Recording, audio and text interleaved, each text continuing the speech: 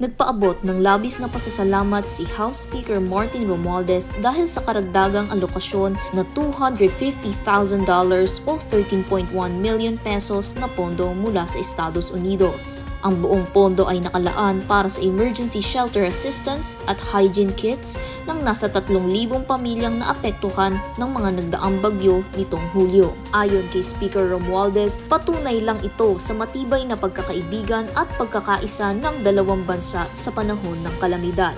Binigyang diin din ni Speaker Romualdez ang patuloy na pagtulong at pagdamay ng US sa Pilipinas sakaling mangailangan ang bansa. Makikipag-ugnayan naman ang International Organization for Migration sa Department of Social Welfare and Development para maipamahagi ang shelter-grade tarpaulins, repair kits, hygiene kits at iba pang mahahalagang kagamitan sa mga pamilyang nawalan ng tahanan.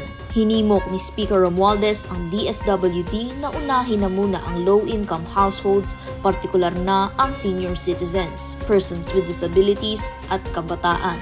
Mababatid naman na una nang nakapagbigay ng tulong ang US sa pamamagitan ng World Food Program kung saan nakapamahagi ng halos 50 family food packs para sa 200,000 benepisyaryo mula sa Northern at Central Luzon.